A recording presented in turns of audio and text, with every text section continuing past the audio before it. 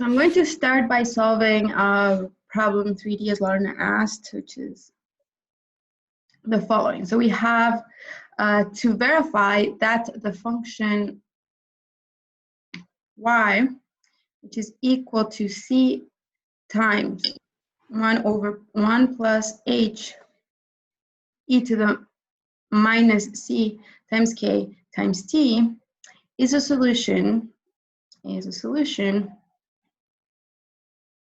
of y prime, which is equal to k times y times c minus y. All right, so we're going to verify that this is a solution of this type of problem. And in order to do that, we're going to have to first differentiate this function and then verify that we can write it in the way that it's written on the right-hand side over here, right? So that means is, first thing I'm going to have to do is to differentiate this. Before that, I'm just going to rewrite this as c times 1 plus h times e to the minus c k t to the power of -1. And the reason that I do that is simply because I find that it helps me in evaluating this using chain rule, which is simpler than evaluating this using quotient rule. Quotient rule, I'm going to have to do some simplification. In this case, I just have to. I think it ends up being the same thing. So this means that y prime is going to be equal to c times the derivative of this piece over here. So that's going to be -1 times 1 plus h times e to the minus c times k times t to the power of -2. But because the inside over here is not just x, it's a function, I also have to multiply by the derivative of the inside. So the derivative of the inside is going to be the derivative of 1, which is just 0, plus the derivative of h times e to the minus ckT, which is going to be just h times e to the minus c times k times t times the derivative of the inside here. So that's times minus c times k. Who understands so far? In the meantime, I'm going to rewrite this. So as usual, please raise your hand if you understand what I've been doing. All right. So if this is what I have, then I'm going to end up simplifying this. Now keep in mind that the only term that I have at the denominator is this one over here, right? So that means this piece is going to be the only one. This piece is the only one that's going to be at the denominator, and the rest is going to be at the numerator of this expression. So I'm going to get c times -1 times this whole term. So minus c times h times minus c times k. So times minus c h k times e to the minus c k t. The whole thing divided by 1 plus h times e to the minus c times k times t squared. Okay? Again, so here what I'm going to do is simplify a couple of things. So I'm going to have that this is, so I have minus times minus is plus. So this is c times h times k times e to the minus ckT. H times k times e to the minus c times k times t. And this is going to be divided by this whole term, 1 plus h e to the minus c times k times t. Up until now, who understands everything that I've been doing? How do you know that the derivative of ckT is ck? Because like, c and k are constants. Yes. So the only variable that I have here is t. Oh, okay. Yeah, okay, so for all of my expression over here, I'm going to have that the only constant that I have is t, right? So like this is the only piece that is my constant. So everything else I can just consider a constant. Yeah. So t is the only variable. Everything else can be considered as a constant. So whenever I'm differentiating a term that multiplies t, then it's just going to be whatever that term is. Okay? Does this make sense for everybody? Yeah? Show of hands for those of you who understand everything so far.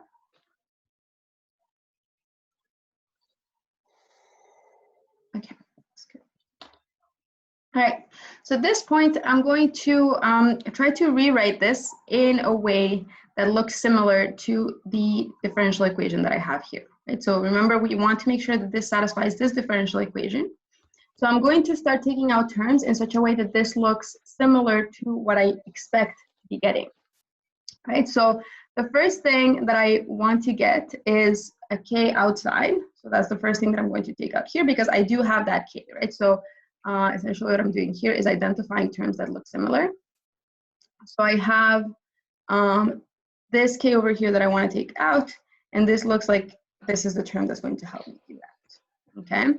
And then I'm going to try to get at least the y that I have over here, which should be given by an expression like this one. And so I'm going to extract that from the expression that I have in the rational expression here.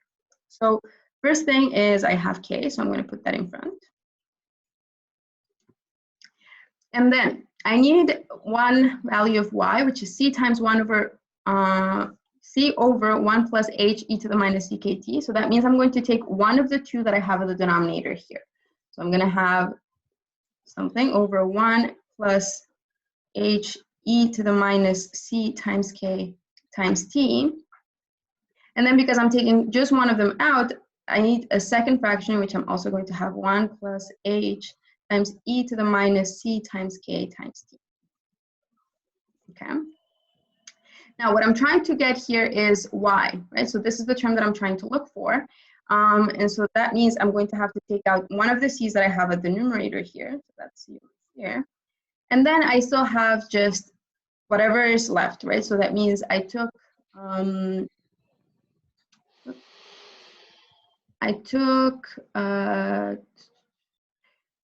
one of the c's and then one of these of the denominator, and then everything else is left on the second fraction. So that means in the second fraction, I'm going to have c times h e to the minus c times k times t. Do I have any questions about this, or is this all right? So at this point, I already have k, I already have y. All that I need to make sure of is that this term is actually equal to c minus y. And here there's a trick in how you can rewrite this. I'll explain a little how you could do this differently, but for now I'm just going to explain how you can do it using the trick here. So you have still k times c over 1 plus h e to the minus ct.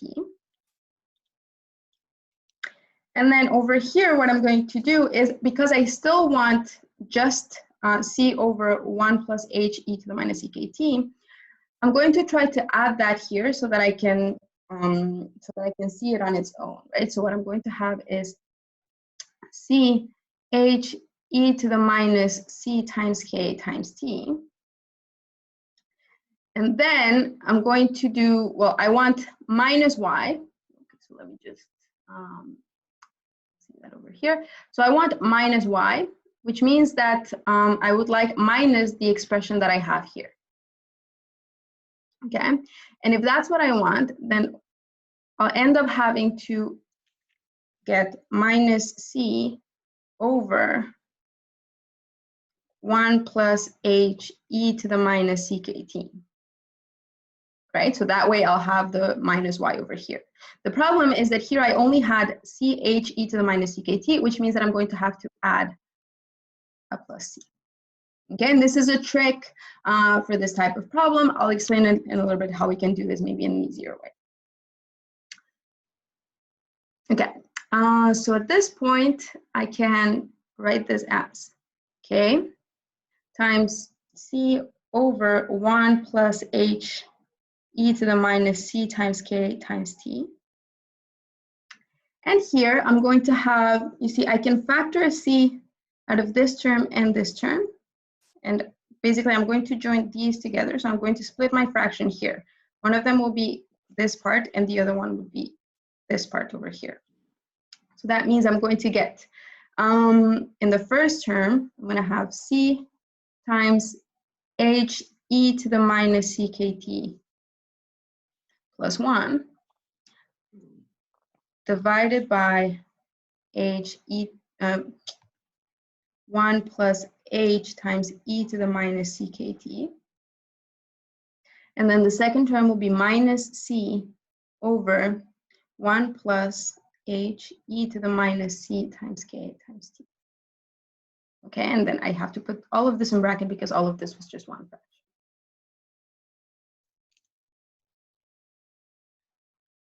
And what that tells me is now I have k times c over 1 plus h e to the minus c times k times t.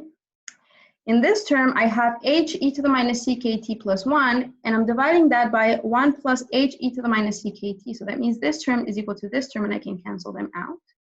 So that means I'm going to have c, and then the second term is minus c over 1 plus h e to the minus ct. Okay, and at this point, I have that this is the same as k. This is y, and this over here is c minus y. Which means that I started from the derivative. Yeah, I started from the derivative here, and I ended up finding that the derivative was equal to this. So that means that y prime is equal to k times y times c minus y. And so my equation is satisfied.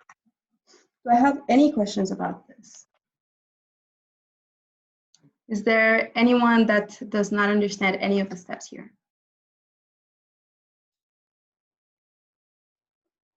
Okay, now you might be thinking, okay, well, I would have never thought of doing this. There's no way in which I could have found this.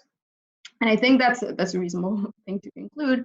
But the thing is that you could have gotten this answer also by looking at the left-hand side and simplifying, and then evaluating the right-hand side and simplifying as well. Right, so that means you start from this point, then for example here you would replace by y, so you would get the line over here that's above, and then you would try to put all of this on the same denominator and simplify. Once you do that, you should get this expression over here. Right, and then if you evaluate the derivative, you should also get that expression once you simplify. And so if you work your way down, like if you simplify the left-hand side and then you simplify the right-hand side, then you're going to get with both of them this expression, and that's also a way of justifying this is a solution of the differential equation. Do you have any questions?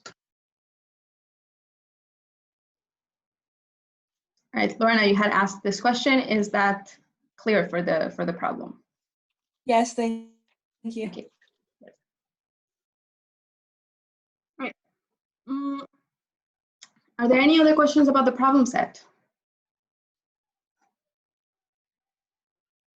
I see no hands.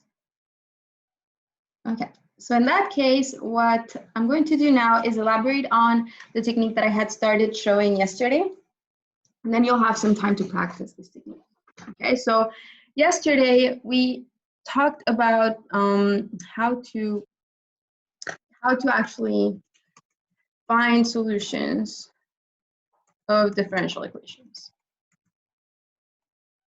Right? And what we said is, if I want to find a solution of a differential equation, one technique that I could use is to try to write the differential equation as d of whatever the second variable is divided by d of the independent variable. Did it with this example, dp over dt is equal to k times p. And then all that we have to do is put all of one variable in the left-hand side and the other variable on the right-hand side in such a way that then I can integrate each of the sides independently. Right? So for example, here I would have gotten 1 over p dp, and on the right-hand side, I have k times dt. Yesterday we did the specific case where k was equal to 2, but this technique works regardless of what the value of k is. Right? And so that means that then I could integrate the left-hand side and the right-hand side. But the main idea is really to just put all the terms of one variable on the left-hand side and all the terms of the other variable in the right-hand side. That is something that we are going to work on today, and that is called separation of variables. Okay, and separation of variables is exactly what it sounds like. You're going to be separating the two variables that you look at. So you have one independent variable, one dependent variable, and you're going to be putting everything that's in terms of the independent variable on one side and everything that's in terms of the dependent variable on the others. We'll start some practice today, and I want you, of course, to stop me if you have any questions at all. So to do this, let's start with an example. We have example, which is to find the general solution. Find the general solution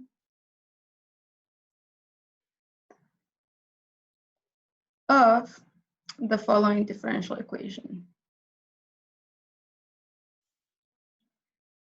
which is y prime is equal to x divided by y.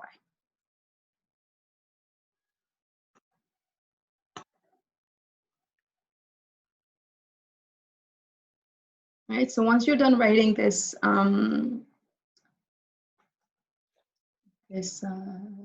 equation, please raise your hand.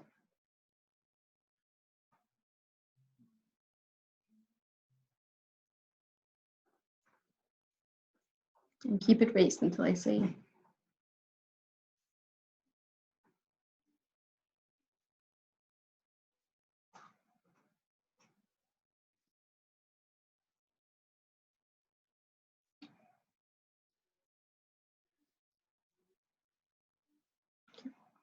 All right. So what I have over here is a differential equation in terms of x and y. And what we're going to start by doing in any kind of problem like this is to first write y prime as dy over dx, right? And the reason that we want to write it as dy over dx is that then we have one term that depends on y and one term that depends on x, right? So we have variation in y with respect to variation in x. That means we have a term for variation in y and a term for variation in x. So we want to make those obvious to the eye. Okay? So then we're going to have dy over dx is equal to x over y. Right, and so that allows me to see that there's one term that depends on y and one that depends on x. Now, what I'm going to do is to try to put everything that's written in terms of y on one side and everything that's in terms of x on the other side. Okay? And so I'm going to have to multiply both sides by dx. And so that means that on the left-hand side, I'm going to have dy, and on the right-hand side, I'm going to have x times dx. And I'm also going to multiply both sides by y, which means I'm going to have y over here. Okay, so that means that the derivative of the left-hand side seems to be y, the derivative of the left-hand side looks like it's x. That doesn't necessarily mean that y is equal to x, right? We need to be really careful with this. We actually have to do the integration properly.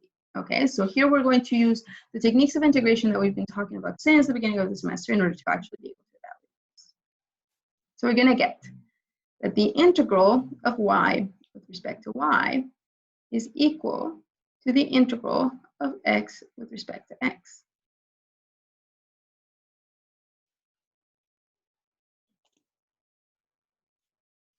And then we evaluate each of these sides independently of one another, right? So yesterday I said you only actually have to put the constant of integration on the right-hand side. I'll explain here why. So imagine you're integrating the left-hand side, and that means you're going to have y squared divided by 2, and then you're going to have plus some constant of integration. So plus some constant of integration. Then you're going to have on the right-hand side the antiderivative of x with respect to x, right? So I'm just evaluating that integral independently.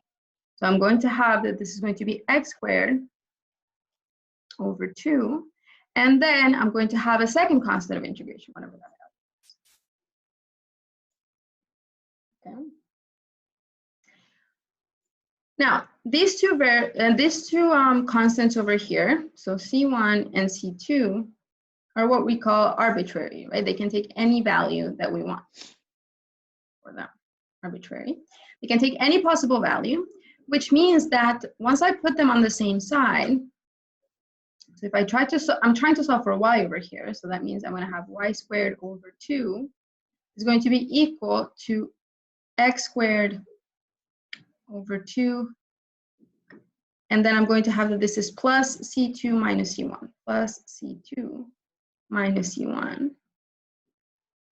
But this is the same thing as if I had just chosen another single arbitrary constant and put it on the right-hand side, right? Because C2 and C1 can take any possible values at all, then the combination, the difference of them two can also take any possible value in the world. And so that means that there's no point in me trying to choose one specific value for C1 and one specific value for C2, because in the end, once I combine them, they're going to be just given giving one arbitrary value, right? So that means that at this point, I can just write that y squared over 2 is equal to x squared over 2 plus c.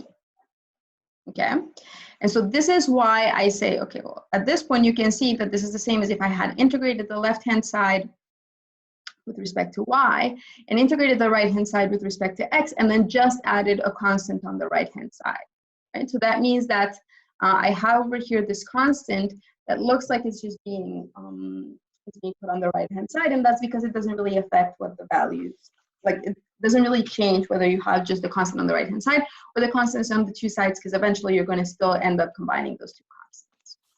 Can I see a show of hands for those of you who understand why I only need a constant on the right-hand side? Okay. So once I have this, again, what I'm trying to solve for is the value of y, because I'm trying to find y as a function of x. And that means in this case, I'm going to have to multiply both sides by 2, in which case I would get y squared is equal to x squared plus 2 times c. And this means that if I want to solve for y, I'm going to have, this is going to be plus or minus the square root of x squared plus 2 times c.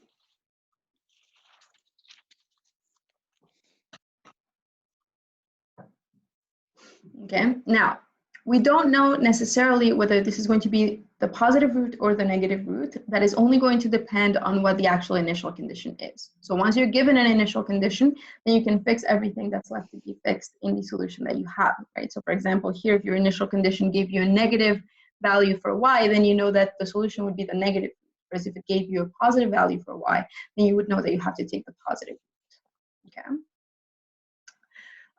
Can I see a show of hands for those of you who understand this problem? Right, so I see the numbers rising. So that means that if we want to solve this type of equation, all that we have to do is write y prime as dy over dx. Then we want to separate our variables, and then we just have to integrate with respect to one of our variables. And for us, we have found that the general solution is of this form. Of course, if we wanted one specific solution, we would need an initial condition, and then we would have to plug that initial condition in order to solve for the constant over here, which is still not decided. Marcia, I think you forgot to lower your hand.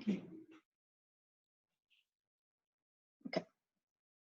So I'm going to write another example, and I want you to try to solve it on your own. So I'll give you 4 minutes to try to work on it. Does everybody feel like they know how to begin these problems? Can I see a show of hands for those of you who feel like you would be able to begin one of these problems? Okay, that's good. So that means for the next problem, I'm going to ask you to solve. So example, I want you to solve the following initial value problem. So solve the following IVP, which is dy over dx is equal to x times y over x squared plus 1. And y of 0 is equal to 5.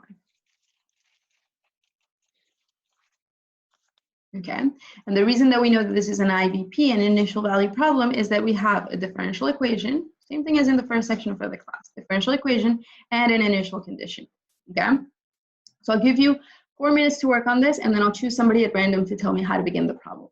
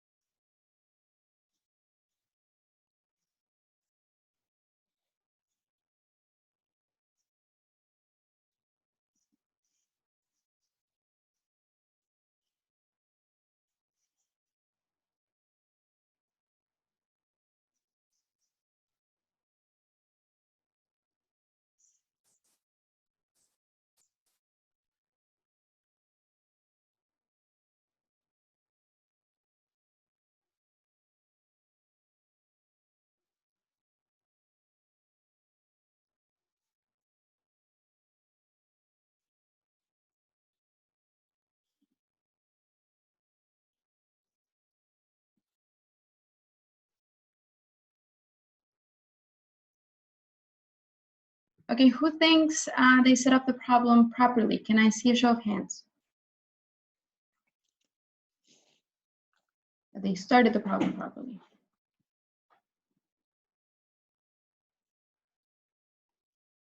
All right, everybody lower their hands. Is there anyone that started the problem and has no clue whether they did something else right? Just kind of winging it.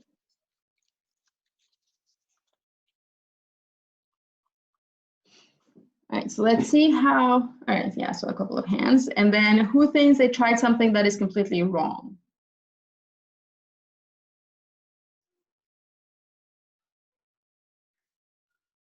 Okay, seems like no one. And is there anybody that didn't know how to start the problem at all?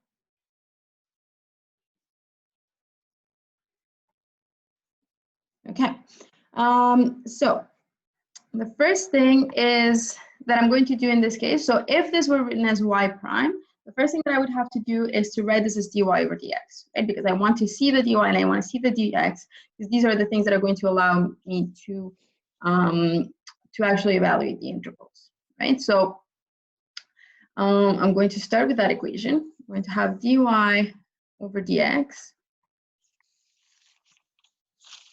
over dx is equal to x times y divided by x squared plus 1.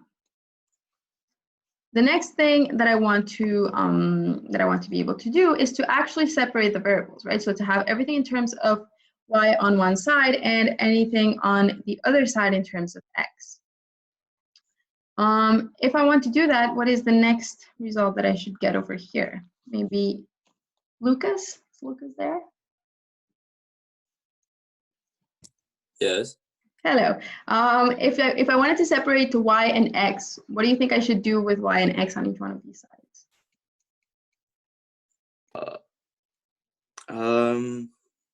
If you want to separate x and y, Yeah, so I want to put everything with y on one side and everything with x on the other side.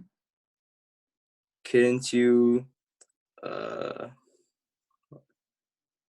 you actually, I'm not sure, hold on. Okay, so how would you put this y on this side if you had to solve for that? If I wait, which one? How would you put this y on the other side? Because right now the problem is that we have x and y on this right hand side, right? So how would I would? Yep. Wouldn't you just like multiply it or something, or? Okay, what do you multiply by what? Sorry. What do you multiply by what? Because you want to isolate it, so you want to bring it to like. I feel like it's really easy, and I'm just like struggling right now. All right, so for example, if I tell you that in order to put the dx on the other side, I just have to multiply by dx, I would get dy is equal to x over x squared plus 1 times y, and then times dx, right? So what I did is I multiplied dx on the two sides. Yeah. How would you put this y on the left-hand side? Now, let's go ahead. What if you had? Yep. Okay, go ahead. Because like, you can't just wait. Yeah. This is I don't even know. What I'm not sure. Okay, you're on the spot. Okay, anybody that wants to help Lucas? They have left you to your own devices, Lucas. I'm sorry. How can I put this y on the left-hand side? You all know how to do this, unless you forgot how to math in the last 2 weeks. Okay, in the chat. Yes, you divide by y. So you divide by y both sides, which means that on this side you have y, and on the right-hand side it cancels out. Does that make sense? Yeah, who understands this?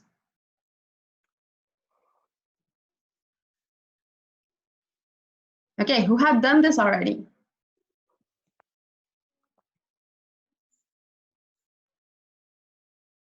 So you're telling me 10 people had already tried this and nobody came to Lucas' rescue? That's just really mean of you all. All right. Disrespect. Yeah, this is bad. Okay, so next thing, what should I do at this point? I'll keep picking random names. What should I do at the next step? Mark, is that your hand up? Because I will interpret it as your hand up. Okay, in that case, Jacob, what is the next step here? Miss, I honestly don't know. Okay, anybody that knows? But if I integrate on both sides, I'm trying to solve for y and x, right? So I have derivatives of y, derivatives of x. I have the variation of y, the variation of x. So if I want to get the original function, I just have to integrate.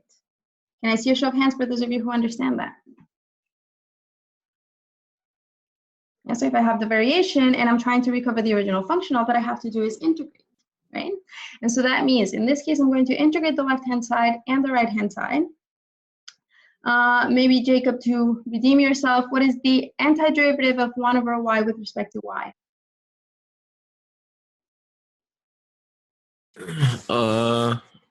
So the antiderivative of 1 over y? Mm-hmm. Would you bring y up to the numerator? Or no, it's ln, is it ln of y? Yep, that's it. You did it. You have ln of y over here, and on the right-hand side, we're also going to have to integrate. But I'm going to have to use a technique of integration to integrate this side, right? Because I have at the denominator x squared, and at the numerator, I have x. So it's not as clear as to just do an integration on its own. Does anybody have an idea of what technique of integration I should use for the right-hand side? If you have an idea, you can write it on the chat or you can speak out. U substitution. You do U substitution, right? So you have U is equal to x squared plus 1, the denominator, as usual. And then du is equal to 2 times x, equal to 2 times x dx, which means that if I just want to replace x dx, I'm going to have 1/2 times du, right? And so on the right-hand side, you'll have 1 over 2 times the integral of 1 over u du. Right?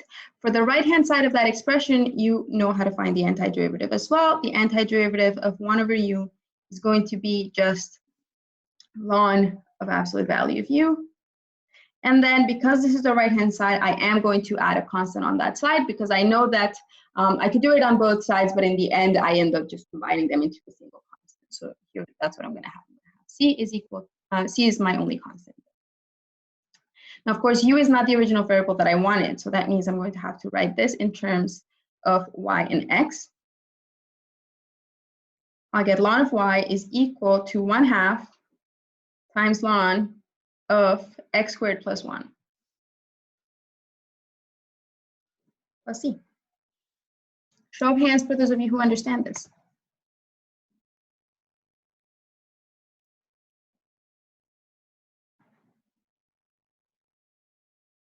Okay, keep your hands up if you have raised it. Is there anybody that does not understand this? So I have like about 7 hands of people that have not said they understand it, including like I think Will, John was there. Who else I saw? Okay. So I'm going to assume that you're just being lazy to raise your hand unless you speak up and say that there's actually something that you're struggling with. Is this okay for everyone? Looks like. All right. Now the thing is that here you have ln of y is equal to 1/2 ln of x squared plus 1 plus c. And what we're actually trying to figure out is if I can find an expression for y in terms of c. Right? So everything here in terms of x.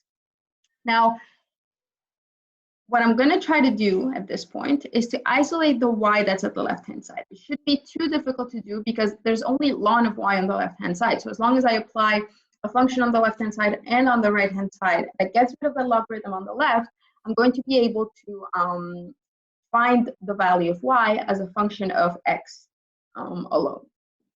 So does anybody know how I could get rid of the ln of y on the left-hand side?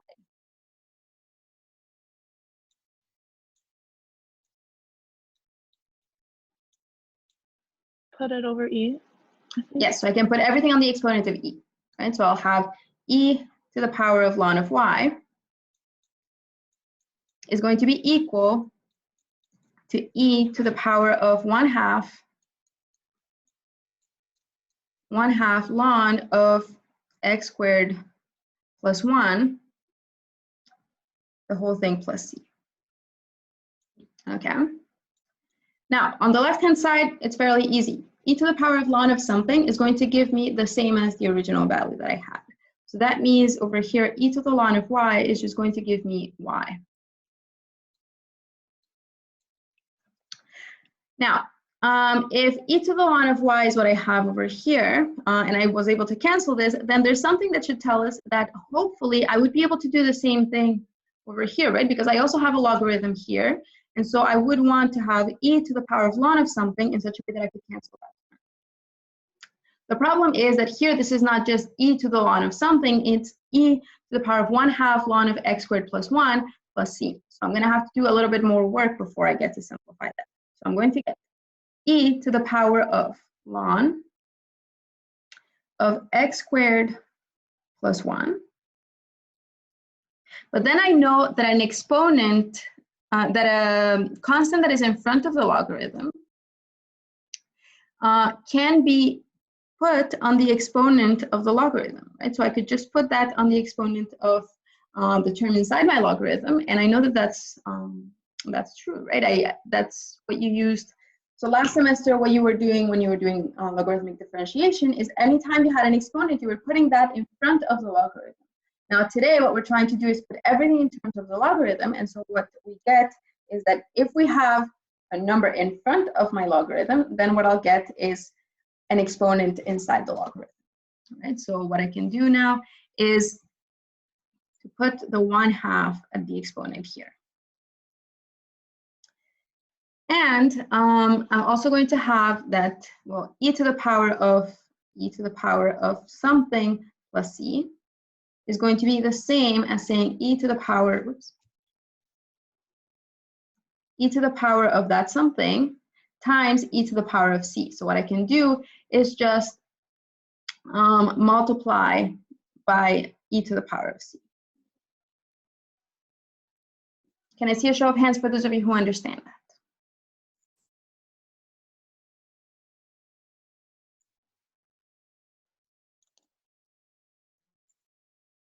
Okay. All right. If there's something you don't understand, please do let me know. At this point, I'm going to actually simplify the first term that I get, which is just going to be y is equal to x squared plus 1 to the power of 1/2, because now I have e to the ln of just something, and that I can simplify.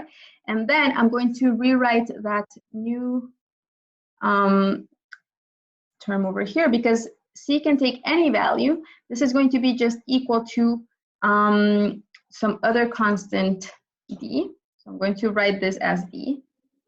And that means that this is x squared plus 1 to the 1/2 times d. And this is why it's a general solution. It's because I have just an arbitrary constant times x squared plus 1 to the power of 1/2. So if I rewrite that, I'm going to get that y is equal to d times square root of x squared plus 1.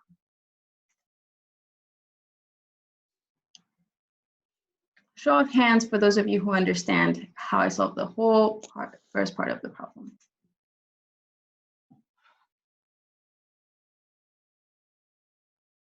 Had anybody gotten to this answer? Everybody lower their hands and only keep it up if you had gotten to this answer, this point. Okay, is there anybody that was on the way but had kind of blocked somewhere along the way? Okay, that's not bad. So this is going to be a super important thing to remember. You're going to have to remember first how to make a sum of exponents into a product of terms. And so that means you need to know this rule. You also need to know how to cancel out exponentials and logarithms, which means you also need to remember that whenever you have a logarithm, you can put exponents on the term inside the logarithm as long as those constants are just below. Okay. Now, I'm not done because I have that. So I've already solved for my differential equation, but I still haven't verified that my initial condition is satisfied, right? So I'm still missing a little bit for the problem over here, which is to actually find the particular solution. So to find the particular solution, I'm going to need to verify that the initial condition is satisfied, which means I know that y of 0 is going to have to be equal to 5. So y of 0 has to be equal to 5. I'm going to make that be true. I'm going to force this equation to be true. How am I going to force the equation to be true? Well, first, I'm going to find y of 0 through the expression that I already know is going to give y of 0. That's going to be d times square root of 0 squared plus 1,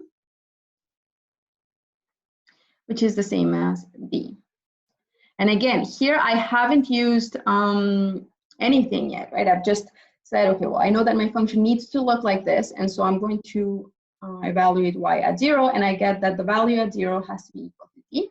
But because I know that the value of 0 also has to be equal to 5, I'm going to get that d is equal to 5, which tells me that my particular solution is actually y equals 5 square root of x squared plus 1.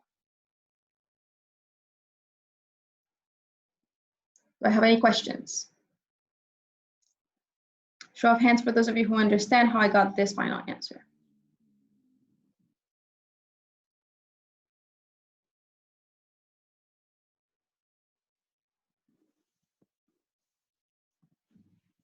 Good.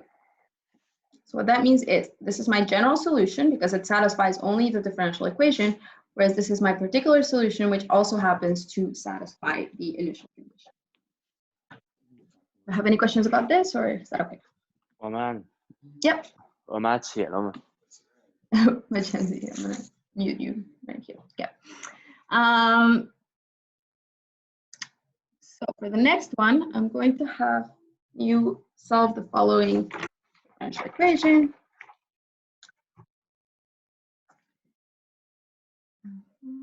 Which is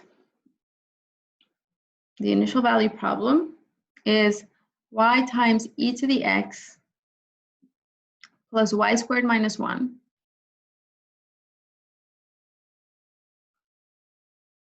this whole term multiplied by y prime is equal to 0. And then the initial condition is that y of 0 has to be equal to 1.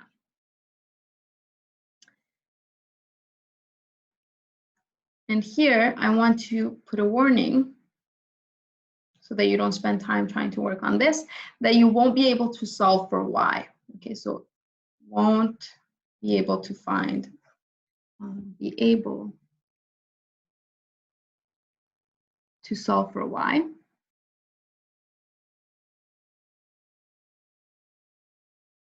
And so that means you're going to have an equation that links x and y, but in which you're not just going to have y is equal to something, but rather a function of y and x is equal to some constant, or just an expression involving both of them. That means that you're going to get an implicit definition for the function y. All right, so you have 4 minutes to work on this problem.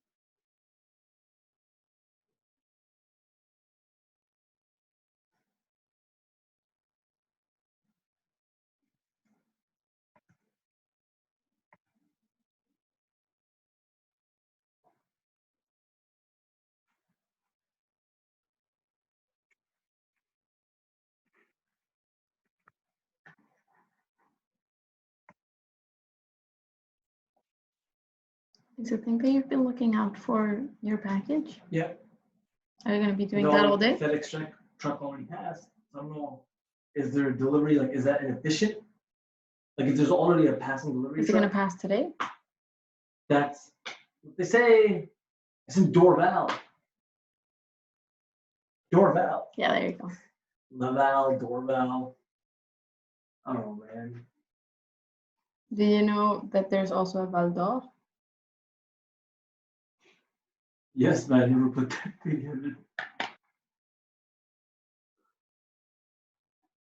Quebec. Okay, I'm gonna start class soon. All right. So you have. Okay, I'm gonna start with the timer here. You have the expression that you have over here. First thing that you need to do always is to just realize that I probably didn't. So you have y e to the x plus y squared minus 1 y prime. First thing is to always write y prime as dy over dx, right? So that means you have y e to the x plus y squared minus 1 is equal to dy over dx. Whoops, no. Times dy over dx is equal to 0. Is this okay for everybody? Who had this as their first step? Good. All right, now the next thing is we want to end up, after doing some work, with dy is equal to something times dx, so that I can then integrate a term in terms of y and a term in terms of x, right? So in this case, what I'm going to get is that I first should probably put one of these two terms on the other side, so that then I can multiply by dx, right? Because right now, if I multiply by dx, I'm just going to put that on the left-hand side, on the first term, which might not help me simplify that much. I could do that first, there's no problem, but I want to avoid mistakes. So the first thing I'm going to do is to put one of the two terms on the other side.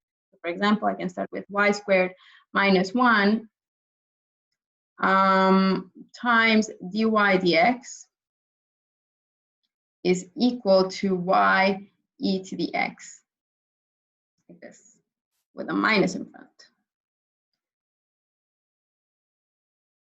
The next thing is going to be to actually find a way to put all the x's on one side, all the y's on the other side. So I have dy over dx on the left-hand side, which means I know I'm going to have to multiply by dx if I want to find something in terms of just x. So I'm going to multiply both sides by dx and get dx over here. And on the left-hand side, I'm going to have y squared minus 1 times dy. But because there's also y here at the right-hand side, I'm going to put that at the denominator over here. So y, and here I'm going to have minus e to the x. Show of hands if you understand what I've been doing.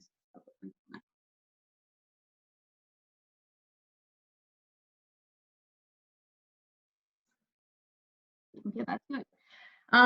So then if this is what you have here, what I'm gonna do is okay, I know that I'm going to need to integrate minus e to the x. And then you're going to have to divide each of the terms here, okay? That means you're going to have y squared over y minus 1 over y. So that gives me y minus 1 over y, so that I can then integrate that.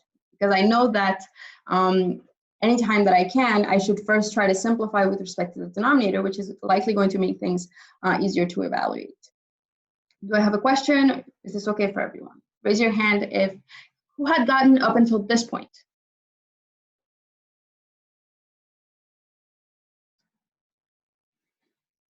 Okay, who had gotten at least until one of these three values over here, who had done some of this right?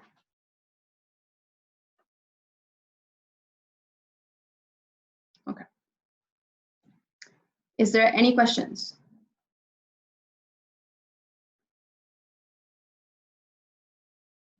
All right, so then at this point, what I'm going to do is integrate each of the sides separately. On the left-hand side, I get y squared over 2 minus ln of y. And then on the right-hand side, I get the integral of minus e to the x is just minus e to the x plus some constant c. Okay. At this point, I'm going to multiply everything by 2 just because I don't like having the fraction, but it's not necessarily a requirement. It's just a preference of how you can write this. You'll have y squared minus 2 times ln of y is equal to minus 2 times e to the x plus c, plus 2 times c, which is a brand new constant on its own. And so this is the implicit expression that you can have for the function y in terms of x, right? And as I said, you won't be able to solve for y because you have a y that is both a polynomial and inside a logarithm. So whenever you have a value, so a variable that is both outside and inside a logarithm, you're not going to be able to solve for it, okay? So in this case, you are not able to solve for this, which is, perfectly fine. That means you're just going to have to find the value of c by plugging the value of y and the value of x into this expression. Okay, so this is the general solution. Now what we're trying to find is the particular solution. To find the particular solution, we know that we just need to evaluate y at the value of x that we're given. So for the particular solution, to find the particular solution, you're going to have that x is going to be equal to 0. That's the value of x that you're given here. And y is equal to 1. Right? Which means that now I can plug in 1 to each one of these values and 0 to each one of the other values. So I'll have y is equal to 1, tells me that this is going to be 1 squared minus 2 times ln of 1 is equal to minus 2 times e to the power of x, which is e to the power of 0, plus 2 times c. And we're trying to solve for the value of c over here, right? Which is the only thing that's still to be determined.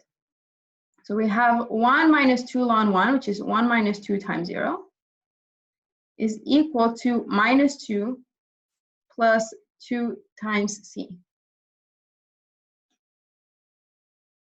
And so that means that 1 is equal to minus 2 plus 2c.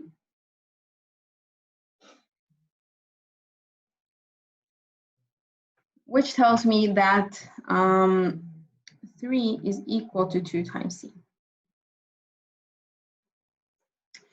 And so I can say over here, okay, well, I know that c is going to be equal to 1.5, but actually I don't even need to solve for c equals 1.5 because in the expression that I have, I know that I will be able to replace just 2 times c by 3, and then I'll be done. So my particular solution is given by the expression y squared minus 2 times ln of y is equal to minus 2 e to the x plus 2 times c, which is 3. So this is the expression there.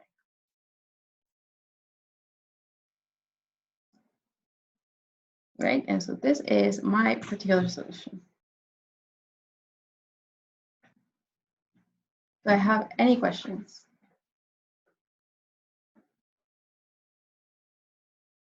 Yeah. Isn't it plus 1.5? It's plus 2 times 1.5.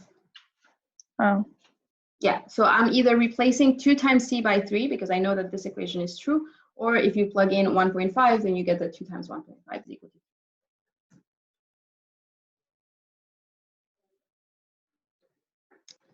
3. Raise your hand if you understand this. Miss, Yeah. at the end, is it still like ln of the absolute value? Oh, yeah. There you go. Yes. Okay. So this seems to be, okay, so this is the last type of problem in which you're going to have just the equation given. I'm going to give one last problem for the day, which is to begin solving of differential equations representing like real life situations. And so I'm just going to start that problem. If we have the time, we'll solve the whole thing, but if not, then you'll have to finish it at. So in this problem, you're gonna have to solve for this. You have that a metal company has their production increasing at a rate proportional to the product of the number of units N and the time T expressed in years. 400 units are presently produced. And in 2 years, 1,200 units are expected. My question here is, what is the production? What will be the production in 4 years?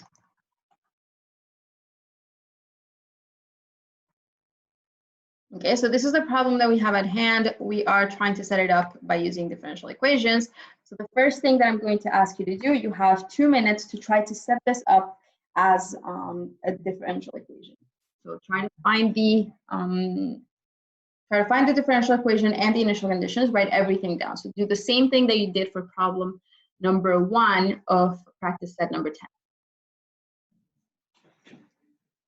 Okay, so maybe Jennifer, do you know what the differential equation should be in this case?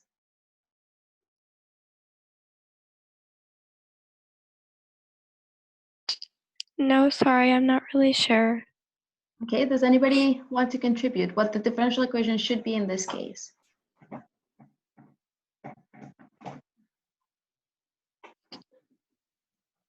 So I have, let's see, I have that the rate of increase, so the production is increasing at a given rate. That already tells me that I should have that what I'm looking for is the derivative of the production level, right, with respect to time, right? And the way that they've denoted it here is through the letter n, so that means that the derivative of n with respect to time is going to be given by the rate that is expressed over here, right? So then we have the fact that the rate is proportional to something. So that means that it's going to be equal to some constant times a given value. So that means here I'm going to have that this is going to be some constant times the product of the number of units. So that means product means I'm going to have to look at a multiplication. So I'm going to have a multiplication here of the number of units n. So this is going to be to the product of the number of units n. That tells me that I need to multiply this by n and time t in years. So that means I'm going to look at time t and the time t. So that means I'm going to have t over here. Show of hands if you understand this.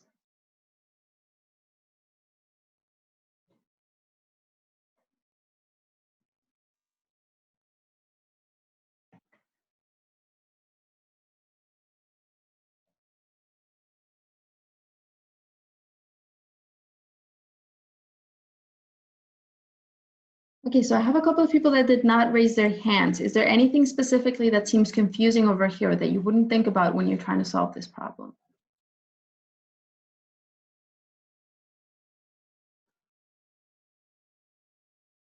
Okay. All right, if there's any questions, please do interrupt me. The next thing is going to be to set the initial conditions. So we have that 400 units are presently produced. So presently means time is equal to 0. And then in 2 years, so time is equal to 2, 1,200 units are to be expected, right? So at time is equal to 0, so the number of units that are produced when time is equal to 0 is equal to 400. And then the number of units that are to be produced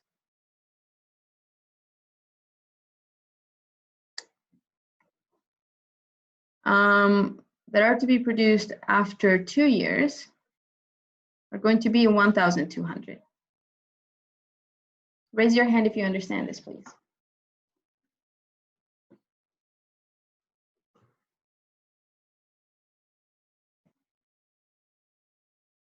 Okay.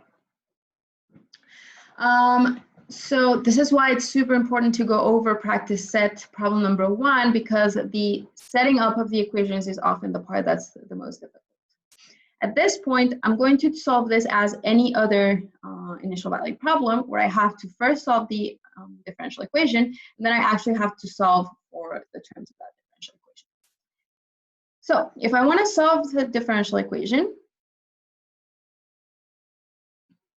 I'm going to have to evaluate, and the final question that I'm being asked is what the production is going to be in 4 years. So that means what is n of 4 going to be, right? This is the question. For the differential equation, I'm going to find the general solution by using separation of variables in this term over here, right? So I'll have to start with dn over dt is equal to k times n times t. Okay.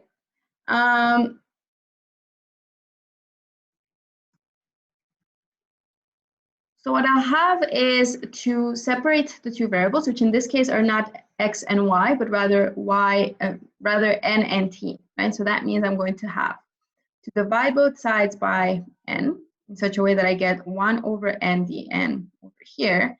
And then I'm going to have on the right-hand side k times t dt. Who understands this?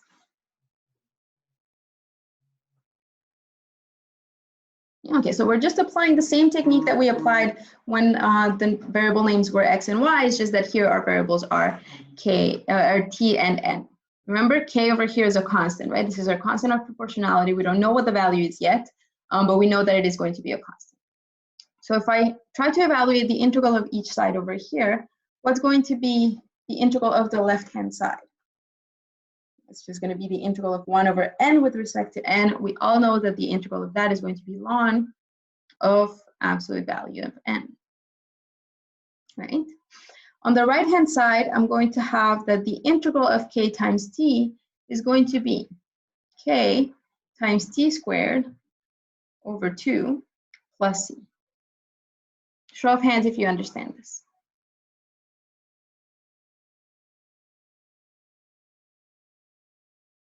All right, that's really good. So that means if I want to solve, again, what I'm trying to solve for over here is what the production level is going to be in 4 years, which means what the production level is going to be at any given time. And then I'm going to evaluate that at the time t is equal to 4, which means I'm going to try to solve for n over here, which means I'm going to have to put both sides here on the exponent of e. So that means on the left-hand side, I get e to the ln of n. And on the right-hand side, absolute value of n, and on the right-hand side, I'm going to get e to the power of k t squared over 2 plus c. Okay. Now, again, I can rewrite this right-hand side as e to the power of k t squared over 2, and then plus c, and the exponent means I'm multiplying this by e to the power of c. Right? And the reason that I want to write that in this way is that then I can remember that e to the power of c, because c is an arbitrary number, I'm going to have that that's going to be equal to just some other constant, which I'm going to denote by the letter d. So if I simplify the left-hand side, I'm going to see that that n is equal to some constant d times e to the power of k times t squared over 2. Does everybody understand this? Can I see a show of hands for those of you who understand this? Okay. So what I have is the function n I have the value of n as a function of t. I'm trying to find the value of n when t is equal to 4. The problem is that I still have two things that I don't know in this expression. I don't know what the value of D is going to be, and I don't know what the value of K here is going to be. All right. So I'm going to elaborate on this on Friday, but by then I want you to have tried this on your own. So for homework for Friday, you'll have to do two things. First, you'll have to do practice set 10, problems 1 through 5, sorry. 5. So if you haven't practiced problems 1 through 4, now's the time to get up to date with that. And then you're going to have to finish this example. Finish this example. Okay, so finish the example means 3 steps, which is to use this equation in order to find the value of D, then use the second one to find the value of K, and then to plug the value 4 into the expression that you find. Right? So that means you need to find the value of D, the value of K, and then plug in order to find the value of N when T is equal to 4. Can I see a show of hands for those of you who understand what you have to do?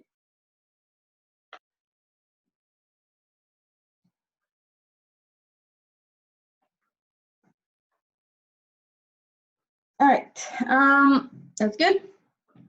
So for Friday, this is the homework. Just make sure that you